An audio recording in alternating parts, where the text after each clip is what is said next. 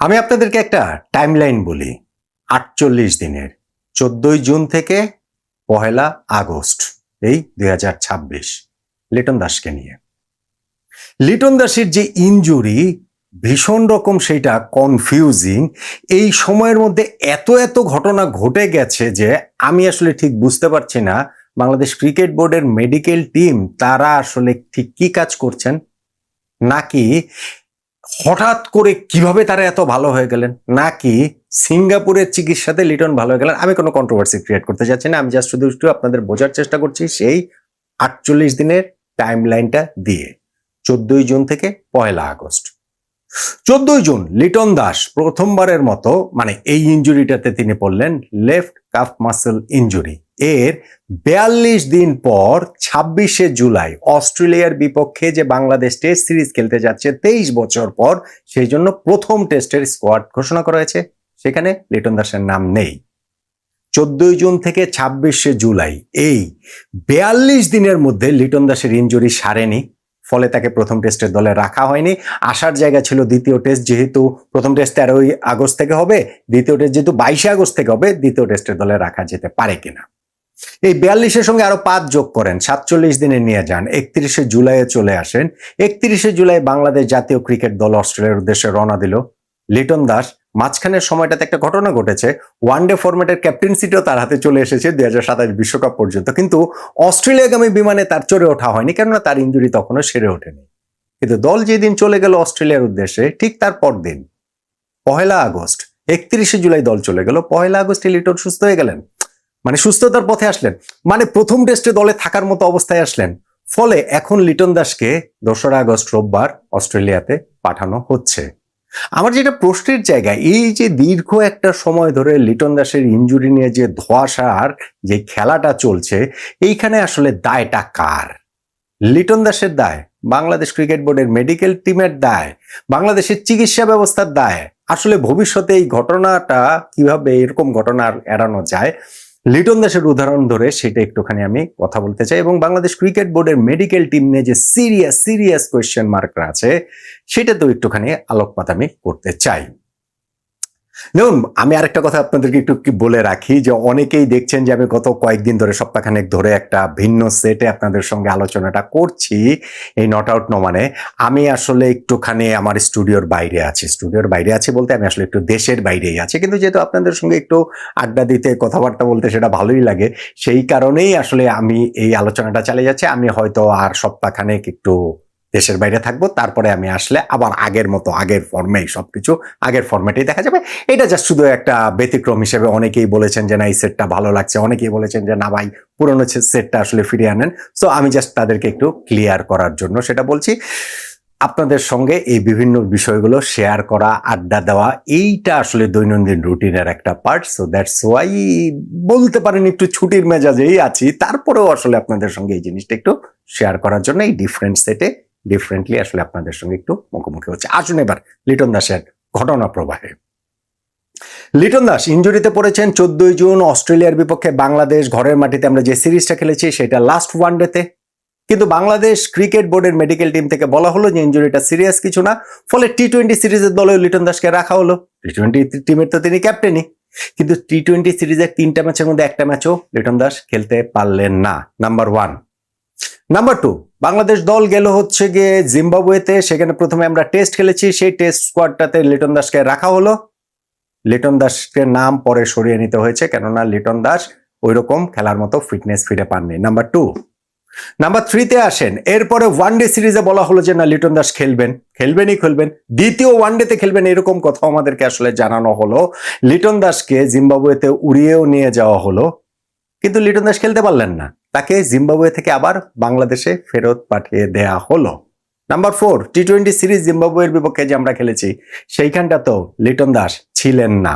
Number 5, in the meantime Liton Das আবার সপরিবারে Bangladesh cricket বোর্ডের অনুমতি না নিয়ে বিদেশে চলে গিয়েছিলেন ঘুরতে, যেই কারণে আবার তাকে শোকজ জরিমানাও করা হয়েছে। সেইটা হচ্ছে কি একটা আইন মানে শৃঙ্খলা জনিত কারণে, ঠিক আছে, ক্রিকেট বোর্ড সেটা অবশ্যই করতে পারে। কিন্তু ধরেন একজন ক্রিকেটার, তার ইনজুরির এই অবস্থা, তার রিহেবের কি অবস্থায় রয়েছে, তিনি খেলতে পারছেন না, এই সিরিজের টি20 টেস্ট, ওয়ানডে, এই সিরিজ, পরের সিরিজ, এত কিছু করছেন, ক্রিকেট বোর্ডের অনুমতি না নিয়ে তিনি বিদেশে চলে গেছেন, যেইটা সকল চুক্তিভুক্ত ক্রিকেটারের সিরিজ না থাকলেও অবশ্যই অনুমতি নিতে হয়। লিটন দাস আজকে 11-12 বছর ন্যাশনাল টিমে খেলছেন, সেই তিনি এটা জানেন না। আমাদের মানে বিভিন্ন এখন তো 2টা ফরম্যাটেরই তিনি ক্যাপ্টেন, বিষয়টা তার তা না। সো এই জায়গাটাতে অবহেলাজনিত কারণ কিনা সেটাও আপনি প্রশ্নের জায়গায় তুলতে পারেন।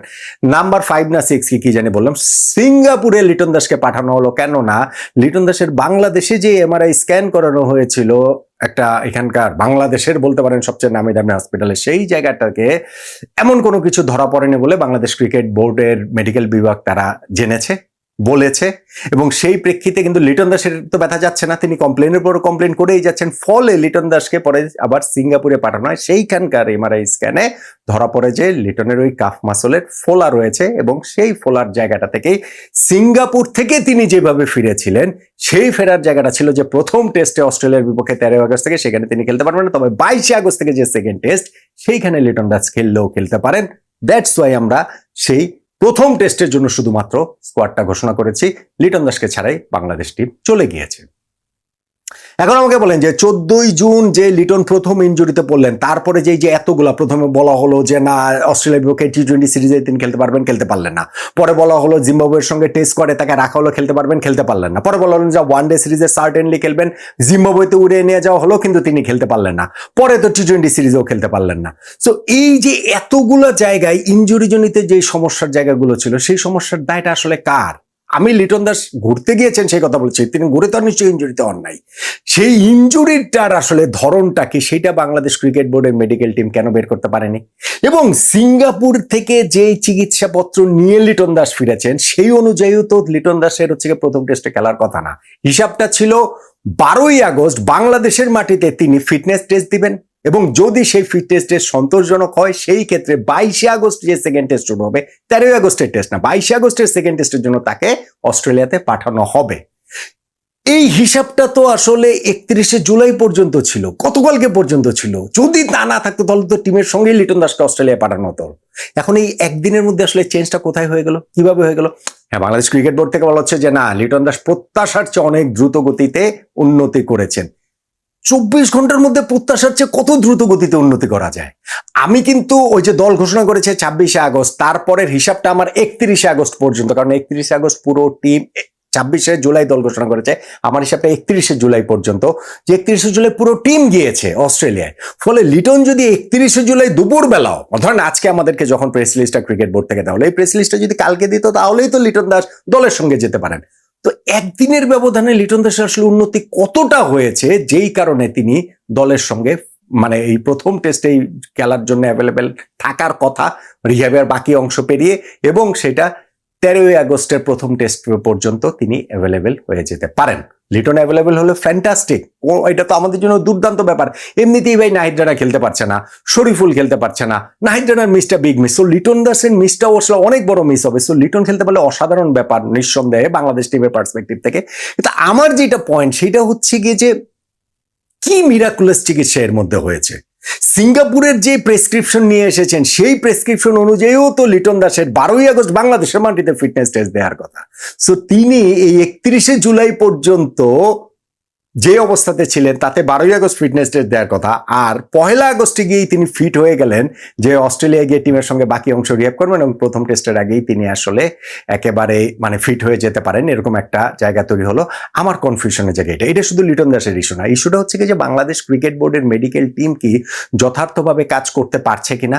হ্যাঁ, এখন বাংলাদেশে যেইভাবে পরীক্ষা নিরীক্ষা করা হয়েছে, সেইখানে লিটনের এমআরআই স্ক্যানে কিছু ধরা পড়েনি, তাহলে ভাই ভবিষ্যতে বাংলাদেশের ক্রিকেটারদের ক্ষেত্রে ওরকম কিছু হলে সরাসরি এটা বাইরে নিয়ে পরীক্ষা নিরীক্ষা করাতে হবে, মানে একটা ডিসিশনে তো আসতে হবে। আপনি যখন প্লেয়ার্স লাইক লিটন দাস, তিনি এত অভিজ্ঞ ক্রিকেটার, এত বছর ধরে ক্রিকেট খেলছেন এবং টিমের এত গুরুত্বপূর্ণ সদস্য, তাকে আপনি প্রায় 1.5 মাসের বেশি সময় ধরে এরকম ঝুলিয়ে ঘুরিয়ে অনেক কিছু করে টোরে ফাইনালি গিয়ে হচ্ছে গিয়ে তিনি খেলার মতো একটা অবস্থানে যাচ্ছেন, তখন অন্যদের ক্ষেত্রেও তো একই ঘটনা ঘটতে পারে। সেইটা তো বাংলাদেশ ক্রিকেট টিমের জন্য যথার্থ হবে বলে আমার কাছে কোনোভাবেই মনে হয় না। ফলে আমার কাছে এইখানটাতে মনে হয় যে বাংলাদেশ ক্রিকেট টিমের, আমি তো ভাই মেডিকেলের এটা তো এক্সপার্ট না, কিন্তু মোটা দাগে আমি যে জিনিসটা বুঝি সেটা হচ্ছে 14 জুন 2026 যেই ক্রিকেটার ইনজুরিতে পড়েছেন এবং যার ওই ইনজুরি গুরুতর না বলে বাংলাদেশ ক্রিকেট বোর্ডের মেডিকেল টিম ঘোষণা দিয়েছে যে অস্ট্রেলিয়ার সঙ্গে টি-20 সিরিজে তিনি খেলতে পারবেন, লিটন খেলতে পারেননি। তারা ঘোষণা দিয়েছেন জিম্বাবুয়ের সঙ্গে টেস্ট সিরিজ খেলতে পারবেন, লিটন খেলতে পারেননি। তারাই ঘোষণা দিয়েছেন যে ওয়ানডে সিরিজ সার্টেনলি খেলবেন, এই জন্য লিটনকে জিম্বাবুয়ে উড়ে নিয়ে যাওয়া হয়েছে, লিটন খেলতে পারেননি। টি-20 সিরিজও তিনি খেলতে পারেননি।